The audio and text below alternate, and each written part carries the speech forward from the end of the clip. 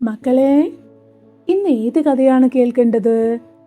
നമുക്ക് ഒരു കൊച്ചു മത്സ്യകന്യകയായ ഏരിയലിന്റെ കഥ കേട്ടാലോ?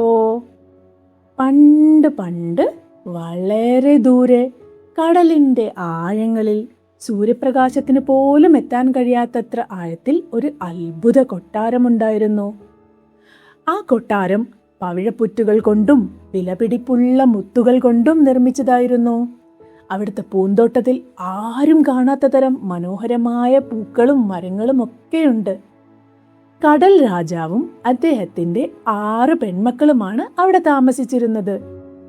ആ രാജകുമാരിമാരിൽ ഏറ്റവും ചെറിയവളായിരുന്നു നമ്മുടെ കഥയിലെ നായികയായ കൊച്ചു മത്സ്യകന്യക.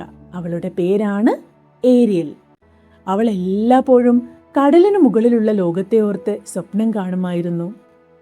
മോളെ, നിനക്ക് 15 വയസ്സ് തികയുമ്പോൾ നിനക്ക് കടലിന് മുകളിൽ പോയി ലോകം കാണാം. അമ്മൂമ്മ പറയും. ഒടുവിൽ അവളുടെ 15ാം ജന്മദിനമെത്തി.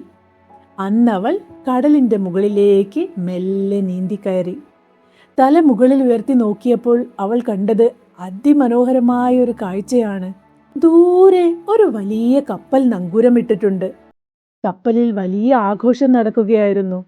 അവിടെ ഒരു സുന്ദരനായ രാജകുമാരനുമുണ്ട്. അദ്ദേഹത്തിന്റെ ജന്മദിനമായിരുന്നു അന്ന്.